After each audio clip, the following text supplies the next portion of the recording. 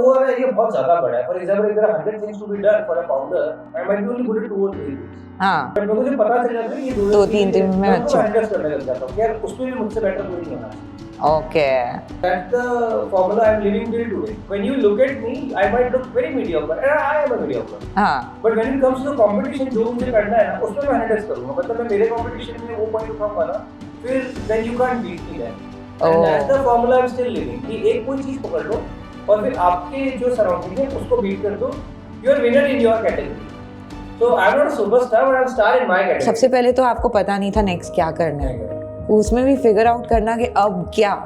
तो that also takes time कि मैं किस में अपना डालूं, क्योंकि at the end right before that money is coming in your account every month, which is a very next level thing, which doesn't give stress at all.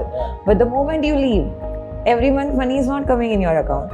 Now you have to figure out what's next so that you cash flow भी हो, आपकी journey भी आगे बढ़ रही हो. जल्दी वाला डिसीजन था कि नहीं, I have to start something, इसलिए बिजोमिक स्टार्ट कर लिया because it was kind of a wrong decision. हाँ. It was a wrong decision. First of all, if I would have थोड़ा सा भी अगर लोगों से बात करने की ऑप्शन तो सबसे पहले तो शायद मेरी आइडिया पे ही.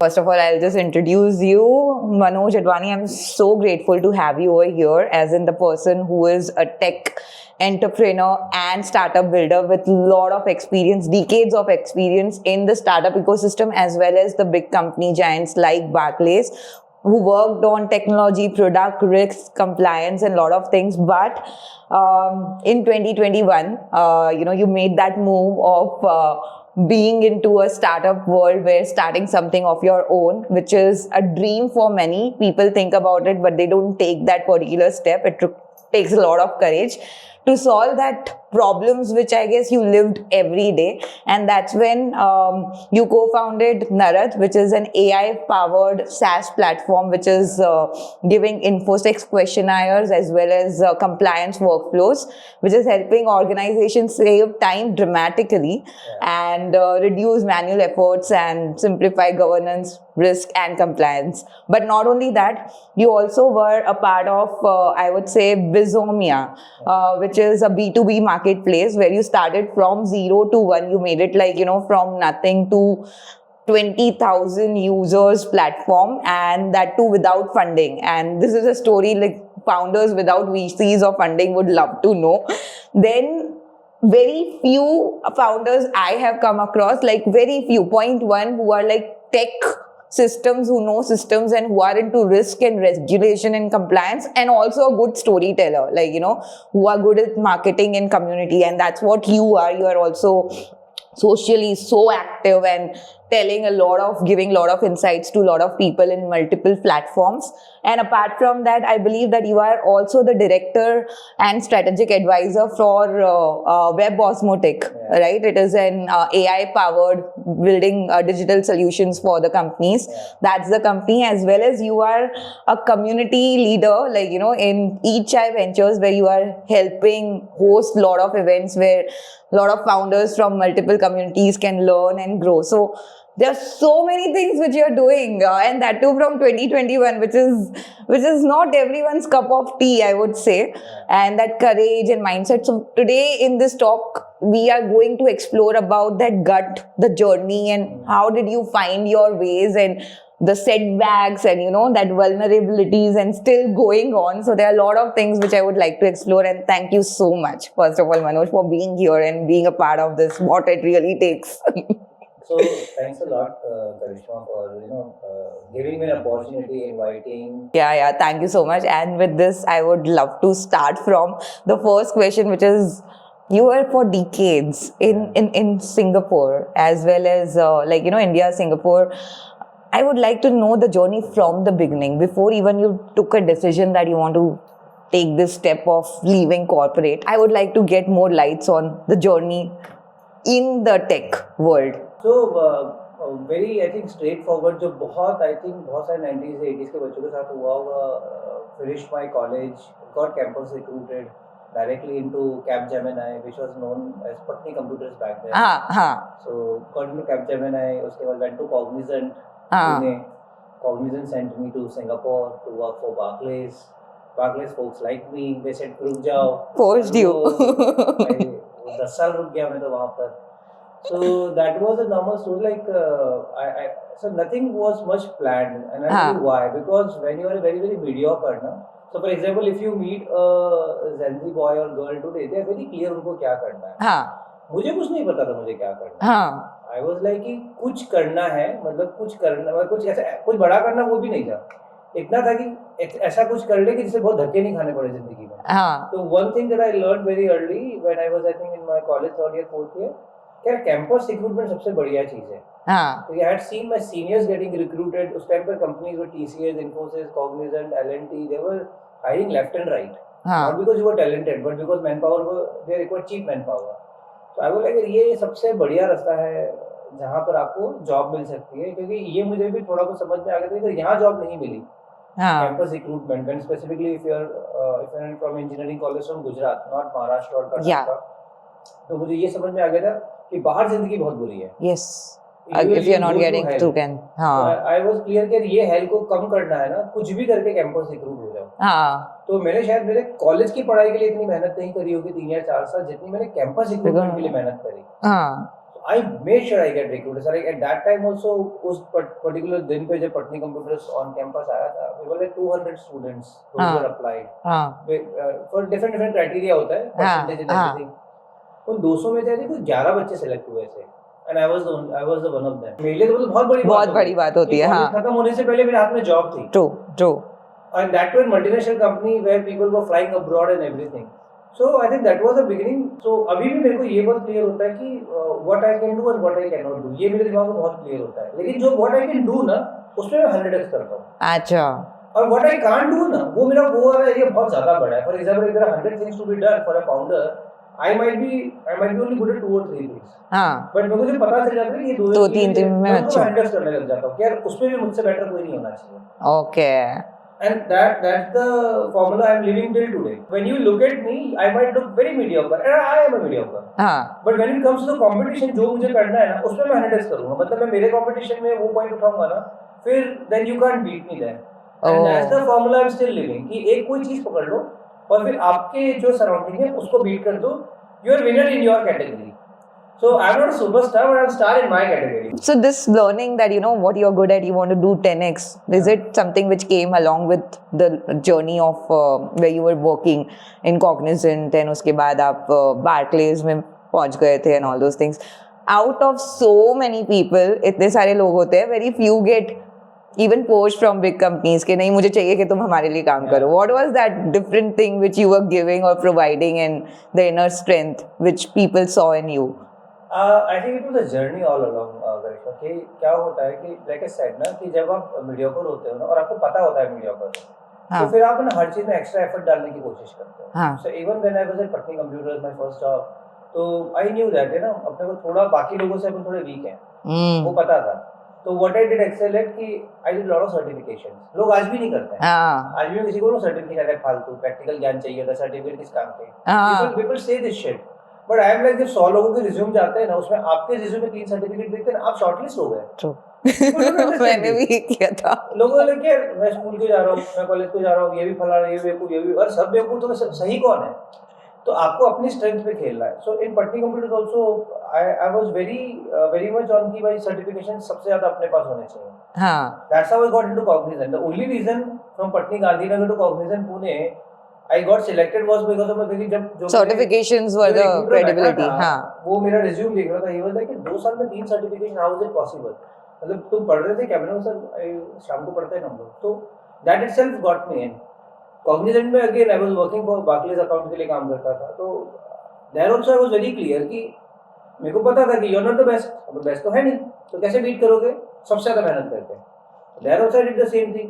सुबह सबसे पहले पहुंच रहे, रात तक लगे हुए, एक्स्ट्रा काम कर रहे हैं, ईमेल्स डाल रहे हैं, रिपोर्ट्स कर रहे हैं. Communication also which way managers को समझ में आ गया तो और कुछ नहीं करता, लेकिन मेहनती है. और स्पेशली देखो आप समझो, ये जो बड़ी कंपनी होती है ना, इनको क्या लगता है कि ऐसा ये मेरा मानना है, हो सकता है गलत भी हो गया. उनको लगता है यार बहुत स्मार्ट लड़का शायद रुकेगा नहीं, बट मनोज जैसा मीडियोकर लड़का जो मेहनती हो ये लंबा रुकेगा. And I think they could identify me very well. यार ये मीडियोकर है बट ये मेहनती है, तो कुछ बताओ ये कर लेगा. बट इवेंचुअली वो मेहनत करते करते करते वो मीडियोक्रिटी का स्मार्टनेस में कन्वर्ट हो गई ना, मुझे खुद को भी पता नहीं चला. So I think along all over during my job and everything, I was always into this कि आप अपना बेस्ट दो. आप सब मतलब अगर आप रूम में हो ना तो बाकी लोगों को टेंशन होना चाहिए कि ये हराएगा, मतलब he will beat me out. वो जब तक आप प्रेशर नहीं बनाओगे ना रूम में, then it's very very difficult. And I think I still follow that. I was very blessed कि मुझे वो सारी opportunities मिली. हाँ. I got those kind of bosses to work with, those kind of people to work with. They shaped my career. They shaped me as a person. Okay. आपको वो लोग भी तो मिलने चाहिए ना. आज क्या होता है मैं बताता हूँ. I think and again lot of people are going to snap back on this. आज अगर किसी को कोई जैसे यंग बंदा है, उनको थोड़ा भी कुछ सुना दो आप, they don't want to hear it. अरे ऐसे कैसे बोल दिया. And डिफेंसिव हो जाते हैं. I think that reflection has to come. True. You can't think कि यार आप ही सबसे स्मार्ट रूम में और कोई आपको सुना नहीं सकता. कोई कुछ बोल रहा है सुन लो. हाँ. उसको कुछ तो पता होगा ना. चलो वो हर चीज में तुमसे अच्छा नहीं होगा, शायद एक चीज में तुमसे बेटर होगा. सुन लो ना.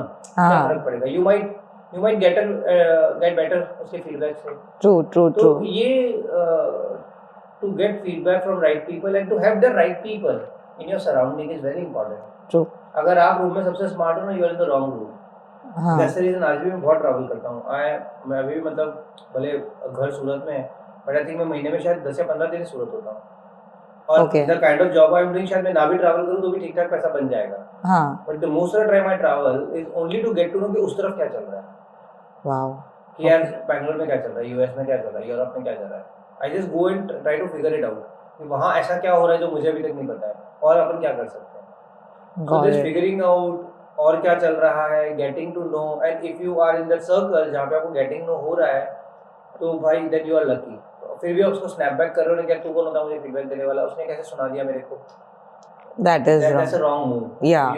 उसका कुछ नहीं नुकसान होने वाला, नुकसान तुम्हारा ही होने वाला है लॉन्ग टर्म में अगर if you can't take the feedback well.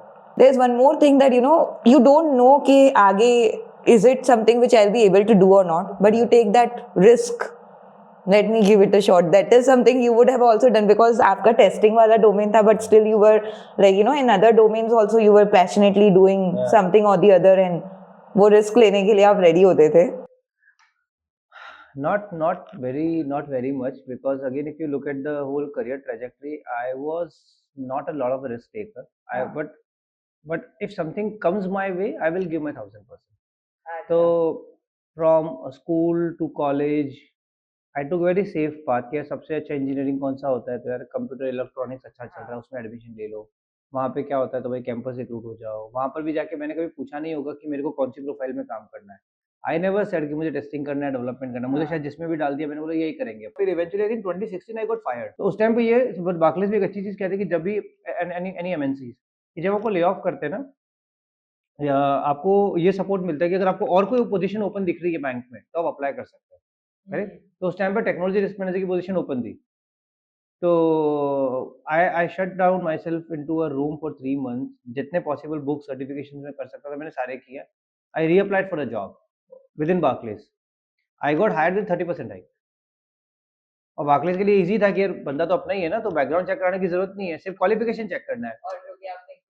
हाँ, वो कर लिया मैंने 3 महीने में. तो rehired. Now people don't look at this positive scenario कि ये भी तो होता है कंपनीज में. अब तुम उसके लिए रो रहे हो, तुमको निकाल दिया. भाई तुमको तो निकाल ही देना चाहिए, इतना रोत लाओ. मैं बोलता तुम अगर सही में इतना रोत लो ना, तुमको निकाल ही देना चाहिए. What will I do with you. तुमको छोटी सी जॉब से निकाल दे 25 से 40 50 हजार लाख रुपए की जॉब से, लाइफ खत्म हो गई क्या तुम्हारी. मतलब तुम उस लाख रुपए भी जिंदा थे, मतलब तुम्हारी जिंदगी में और कोई अस्तित्व भी नहीं है. How can you live like that. Again I am saying this today, back then मुझे भी यही लगा था. पर उस टाइम पे मोमेंट में बहुत ज्यादा यू फील दैट एंगर. ऐसे कैसे निकाल दिया, मैं तो बहुत लॉयल हूँ. अरे बाबा ठीक है, लॉयल हुआ तो लॉयल्टी का पैसा भी तो मिल रहा था ना. यू आर नॉट फ्री में ना काम कर रहा था तो इतने साल. For every month you are getting paid on time, all the perks and everything was coming along. तो एक दिन अगर वो बिजनेस डिसीजन हुआ है जिसकी वजह से वो कट हो रहा है, ओके जाने दे भाई. मतलब आज की जनरेशन क्या है, रिलेशन में जाने देने को ओके है जिनके साथ जिंदगी बितानी पड़ जाए शायद, लेकिन जॉब में जाने देने से तो वो नेगेटिविटी हो जाती है, वो मेंटल ट्रॉमा हो जाता है. व्हाट आर यू सेइंग भाई, वो क्या बोल रहे हो. And we are different. हम लोग रिलेशन में तो किसी को जाने ही ना दूं. मतलब लड़ लो तुम, जानते तो मैं नहीं जाने दूंगा तुमको. जॉब में जाना हाँ जाने दे, चलेगा, अगला मिल जाएगा. सच अ डिफरेंट, मतलब ऐसा कैसे हो सकता है. बट आई गेस ये जो आपने किया ना, जो 3 months का, I understand this. मतलब बहुत सारे लोग ऐसे रोते हैं and they go into that vulnerable moment और बहुत टाइम निकाल देते हैं उस चीज में भी, उससे रिकवर होने में भी. कितने लोगों को तो वो भी लगता है कि they self doubt, they don't have XYZ instead of working towards what can work for me. But how long did it take for you to take that switch कि नहीं बॉस ये वाला पर्टिकुलर डोमेन से lay off मिल गया, अब मेरे को इस पे वर्क करना है. I mean it requires that kind of strong mindset also कि नहीं मैं इस पे वर्क करके फिर से अंदर घुसूंगा बार्कलेज में या कोई भी अच्छी बैंक में. I think again the mindset वही था कि what I am good at, अपन क्या कर सकते हैं. तो मेरे को यही था कि दैट मनोज अपने पास ना कोई कोर एक्सपर्टाइज नहीं है, अपने को एक्सपर्टाइज बिल्ड करनी पड़ेगी. तो अभी मार्केट में क्या चल रहा है, तो यार अपन ने ना साइबर सिक्योरिटी में ऑलरेडी 4-5 साल काम किया है, तो एटलीस्ट वो डोमेन का ठप्पा है अपने रिज्यूम पे. Cyber security what is the best way. बाहर तो अप्लाई कर ही सकते हो, बाहर तो अप्लाई कर भी रहे थे और ट्राई भी कर रहे थे, क्योंकि बार्कलेज में तो ऑलरेडी हो चुका है टाइम. तो यू नो बार्कलेज में हमेशा होता है कि जब इंटरनल एम्प्लॉय अप्लाई करता है ना first preference. For example if you apply if I apply, तो भले मेरे में 2 चीज कम होगी बट ये भी तो एक एक्स्ट्रा पॉइंट है ना अपने पास. तो ये सारे पॉइंटर्स मैंने बोला ट्राई तो करते हैं. हाँ. बनेगा नहीं बनेगा वो अपने हाथ की बात नहीं. हाँ. आई थिंक माइंडसेट कभी भी वही था, give it a shot, whatever, या let's give your best shot. कि सामने वाला अगर इंटरव्यू में आपसे कुछ पूछ ले तो उसको खुद को लगना चाहिए कि यार इससे मेहनती बंदा कहाँ मिलेगा. और इंटरव्यू वही हुआ था. दैट गाय आस्क्ड मी कि how long you been in this domain, ये है वो है. मैंने बोला बताया. And then I also told him, मैंने खुद ही बता दिया कि मैं सर्टिफिकेशन का मैंने एग्जाम दिया है. And he was like what's the, क्योंकि पहले ये वाला एग्जाम ऑनलाइन नहीं होता था, मतलब ऐसा नहीं कि एग्जाम दिया तुरंत पास हो गया. एग्जाम का रिजल्ट 2 महीने बाद आता था. और लाइक मैंने एग्जाम दिया है तो ही वाज लाइक कि क्या लगता है. मैंने बोला मैं तो पास हो जाऊंगा. अच्छा. एंड सीसम इज एग्जाम उस टाइम पर 4 घंटे का पेन पेपर का एग्जाम होता था, साल में एक ही बार होता था. Percentage ratio passing ratio was only 20%. जब मैं लेकिन इंटरव्यूअर को बोल रहा हूँ कि मैं तो पास हो जाऊंगा, तो बोला कि यार इसको इतना पता है तो हो ही जाएगा. मतलब मेरे सिलेक्शन के बाद रिजल्ट आया था एग्जाम का. दैट कॉन्फिडेंस, या व्हिच इज श्योर. ये 3 महीने बैठा नहीं है, ही रेड थ्रू बुक्स, इसने किताबें पढ़ी हैं, तैयार होकर आया, एग्जाम दे रहा है. तो वो एफर्ट दिखते हैं आपके, और आई थिंक वो एफर्ट दिखने भी चाहिए आपके. लॉट ऑफ टाइम क्या होता है कि results are not in your, results आपके कंट्रोल में नहीं होते हैं. और मुझे लगता है कि एफर्ट्स आपके कंट्रोल में है ना, वो अपने आप रिजल्ट्स आते हैं. उसके आज कल तो परसों. अब प्रॉब्लम वही है, लोगों को शाम तक रिजल्ट चाहिए, शाम तक नहीं आता है रिजल्ट. जिस चीज का रिजल्ट वो मंडे को ही आएगा, तुमको सैटरडे को कैसे मिलेगा. True. And you have to wait for that. So I always tell people कि if the efforts are in your तुम्हारे कंट्रोल में है ना, 5000% एफर्ट्स में कभी कुछ नहीं छोड़ने का. आप मुझे ये बताओ, आपका इतना अच्छा करियर चल रहा था, मतलब you know you got back and then you were doing exceptionally good, और उधर भी मेरे को पक्का पता है कि अगर आप बार्कलेज में और भी ज्यादा टाइम या कोई और भी कंपनी में स्विच मारते, you would have been at the director position and high top leadership C-level position. What made you leave, left that corporate job in 2021 में, like how it came out कि नहीं this is the time, now I have to leave corporate and do something of my own. So I will tell you this guys, I think यहीं पे आपका exposure आपको सही या गलत रास्ता दिखाता है. हाँ. जब मैं कहता हूँ ना कि why you should keep meeting right people, this is what can a right company और right people can do for you. Like you just said that if I would have stayed around I would have become a top leader. ये बताने वाला कोई था नहीं. अच्छा. हाँ, क्योंकि क्या होता है, आपके आसपास के जो लोग हैं ना, आपकी थॉट प्रोसेस वैसी हो जाती है. हाँ. Most of the Indians abroad, 80s-90s की बात कर रहा हूँ, most of the Indians abroad, there are very few. मैं IITs IIMs की बात नहीं कर रहा हूँ. जो बच्चे IITs IIMs से पढ़े हैं, जो हमारे साथ के, उनकी भी बात नहीं कर रहा हूँ. जो लेकिन जो हमारे से मीडियोकर कॉलेजेस से निकले, गुजरात के Tier 2 कॉलेजेस से, वो लोग नहीं पहुँच पाए लीडरशिप पोजीशन तक. तो हमारे दोस्त तो वही थे ना, हमारे दोस्त IIT IIM वाले थोड़ी ना थे, क्योंकि जो टॉप लीडर में बैठे वो हमारे दोस्त नहीं थे. हमारे दोस्त तो हमारे जैसे ही लोग थे जो Tier 2 कॉलेज से आके और ठीक ठाक सैलरी और ठीक ठाक उसमें पहुँच. तो इनके साथ बातें क्या होती थी कि यार हो गया ज़िंदगी में ना, यार अपन तो गुजरात के उस शहर से आए हैं, या MP के उस शहर से आए हैं, या महाराष्ट्र के उस गांव से, अपन तो यहाँ तक पहुँच गए, बहुत बड़ी बात है, हो गया, इससे ज़्यादा क्या करना है. तो अपने को भी यही लगने लगा शायद अपनी एजुकेशन से अपन यहीं तक आ सकते हैं. वो अपन ने खुद ही मेंटल ब्लॉक बना लिया कि यार अपनी एजुकेशन, अपनी अपब्रिंगिंग, अपना एक्सपोजर अपने को यहीं तक ला सकता था. अब इससे आगे जाने के लिए जो एजुकेशन था वो अपने पास नहीं है. We don't have that education and we don't have that path, और we are not built for it. हम लोग बने ही नहीं हैं उसके लिए. तो ये तो पहला तो एक मेंटल ब्लॉक आया कि अब इसके आगे कैसे जाओगे। ऑन द पैरेलल वो तो था ही कि यार अपन स्मार्ट तो है, मतलब अपने को ना अपन मेहनती तो है, अपन कुछ तो कर सकते हैं ज़िंदगी में, कुछ उखाड़ सकते हैं। तो क्या उखाड़ सकते हैं? तो आसपास देखना शुरू किया कि अपने से मीडियोकर लोग क्या करते हैं। तो यही जो 0.1% कहानियाँ आती हैं स्टार्टअप्स की, कि स्टार्टअप्स में बहुत कुछ बनता है, लोग नौकरी छोड़ के एक दिन बना देते हैं। बड़ा भी हो सकता सेकंड है। कैटेगरी। एंड थर्ड, फिर अपने आप को देखा कि ज़िंदगी में यहाँ तक तुम कैसे पहुँचे हो, कि गॉड हैज़ बीन काइंड, बड़ों का आशीर्वाद था, बिलीव थी। क्योंकि अपन के ऑर्गेनिकली तो इंटेलिजेंट नहीं थे ना, अपन तो बनाते गए, एक एक स्टेप लेते गए, कोई ब्लूप्रिंट, कुछ प्लान नहीं था, कुछ भी नहीं कि क्या करना है नेक्स्ट, कोई ब्लूप्रिंट नहीं, कोई प्लान नहीं। I left my job like that in 2021। Okay. और जब वो हुआ विद इन 6-7 मंथ्स मुझे समझ में आ गया भाई कुछ गड़बड़ हुई है। That was a huge realisation. इसीलिए ऐसा क्यों आया, कब आया, कैसे, मतलब वो 6-7 मंथ्स में क्या था? इवेंचुअली स्टार्टअप्स में टाइम लगता है। स्टार्टअप बनाने से पहले स्टार्टअप को फाउंडर बनना पड़ता है, समझो। पीपल लोग समझते नहीं, स्टार्टअप तो बाद में बनता है, पहले आदमी फाउंडर बनता है। फाउंडर जन्म जन्मांतर से नहीं होता है। एक नॉर्मल इंसान को फाउंडर बनने में कम से कम 3-4 साल लगते हैं। A journey from a normal person to founder is a journey of 4 years. What happened in the 4 years? Self realization. कि there are lot of things you can't do and you should not do. आपको क्या क्या आना चाहिए, आपका mental block, आपका physical block, आपको किन लोगों से उठना बैठना है, आपको क्या किस तरीके से बात करनी है, किस तरह के आइडियाज़ पे काम करना है, ये सब सीखने में 4 साल लगते हैं। तो वो 4 साल की जो जर्नी होती है, तब तक जिंदा भी तो रहना पड़ेगा ना। You need to eat, you need to feed your family. वो आपको नहीं पता होता है।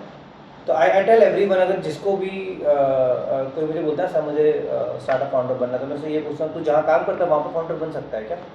जहाँ तू नौकरी कर रहा है वहाँ CEO बन सकता है क्या तू? तो बोलता सर नहीं। मैंने बोला तो फिर तू रेडी नहीं है अभी। मतलब जहाँ पर तू 4 साल से नौकरी कर, तो वहीं पे फाउंडर नहीं बन सकता, नई जगह पर कैसे बनेगा?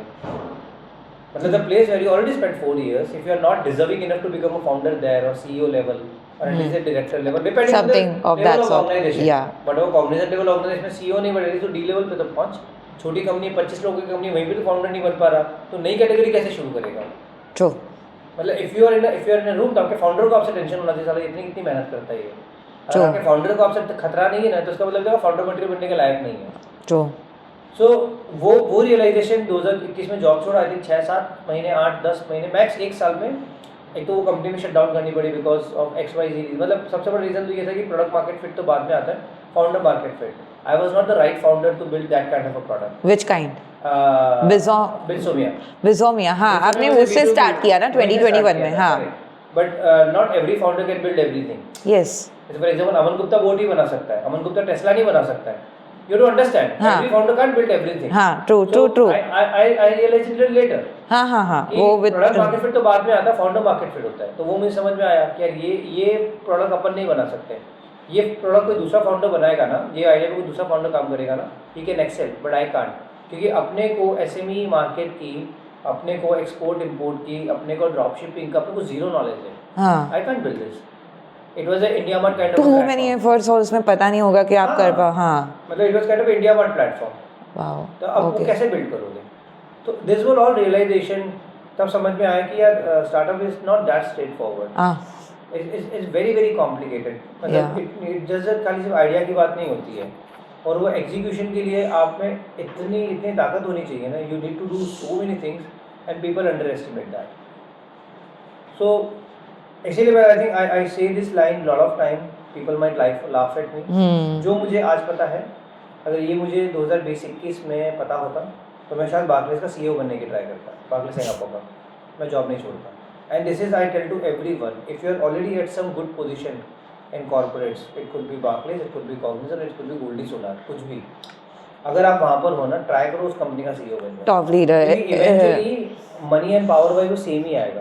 तो आपने जब ये चालू किया था 2021 में बिजोमिक, लाइक यू नो, सबसे पहले तो आपको पता नहीं था नेक्स्ट क्या करना है, उसमें भी फिगर आउट करना कि अब क्या, तो दैट ऑल्सो टेक्स टाइम कि मैं किस में अपना डालूँ, क्योंकि at the and right before that money is coming in your account every month, which is a very next level thing, which doesn't give stress at all.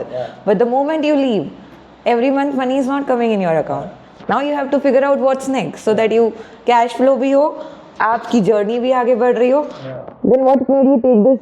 Was it a very like you know जल्दी वाला decision था कि नहीं I have to start something इसलिए Bizomix start कर लिया because Correct. It was kind of a wrong decision. हाँ. It was a wrong decision. First of all, if I would have थोड़ा सा भी अगर लोगों से बात करके जॉब छोड़ा तो सबसे पहले तो शायद मैं आइडिया पे ही काम नहीं करता.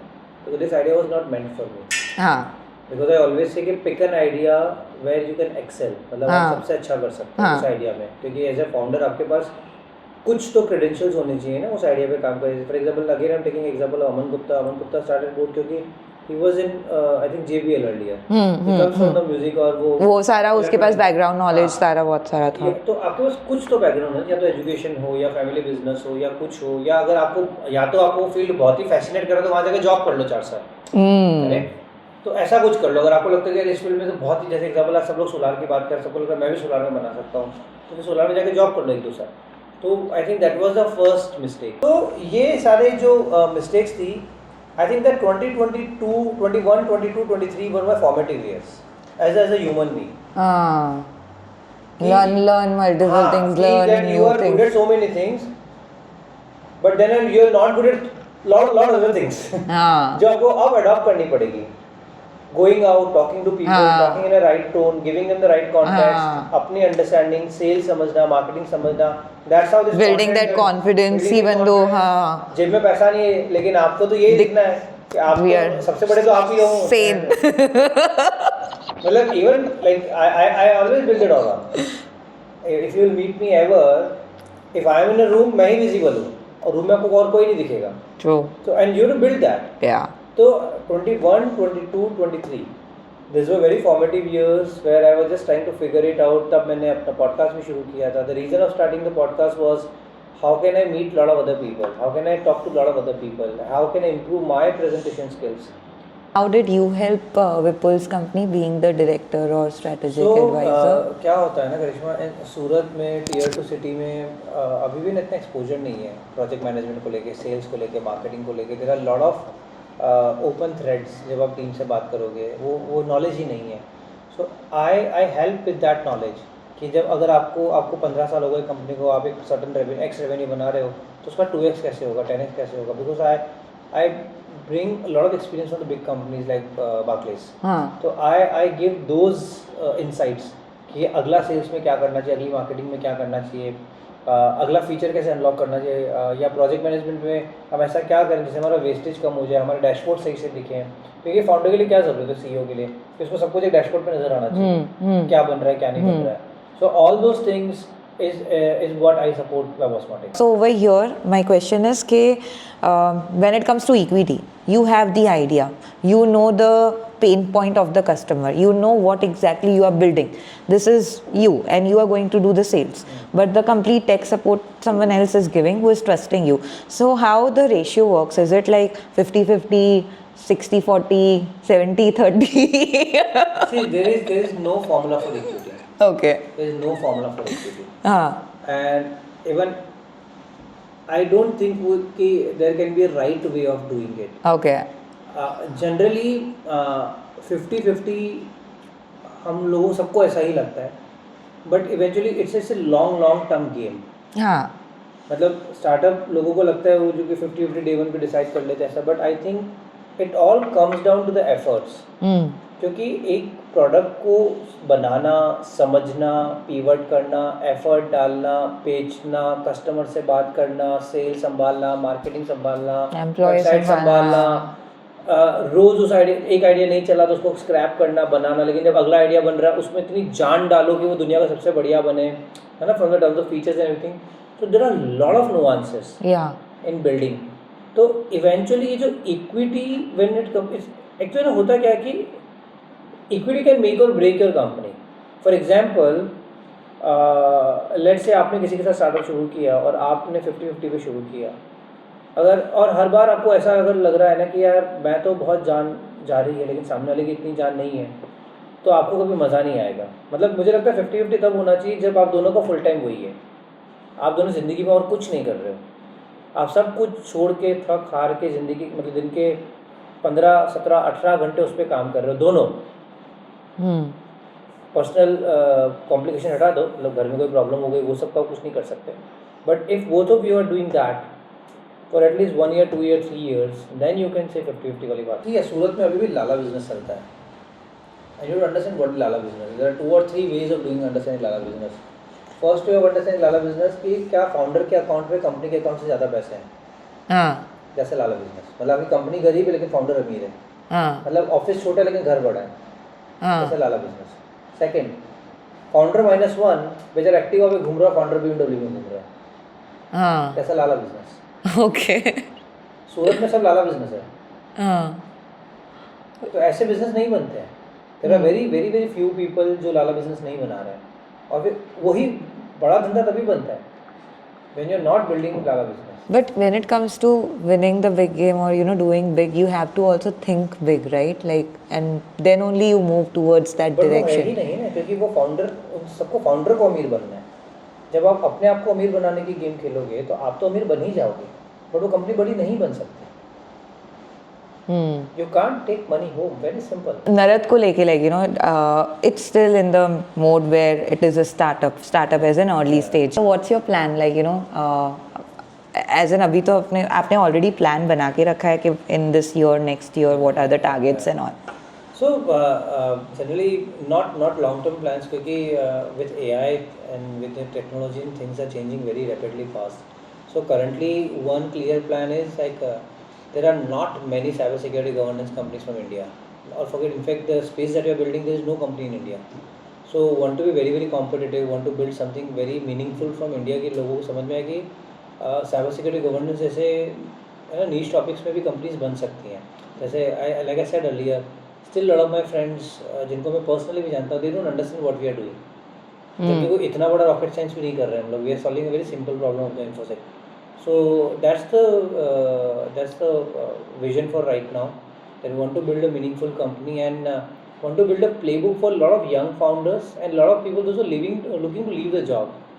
तो that's my personal agenda है मेरा, कि जब अगर अगली बार कोई जॉब छोड़े ना तो उसको मेरी स्टोरी देख के समझ में आ जाना चाहिए कि जॉब छोड़ने से कैसे बना सकते हैं।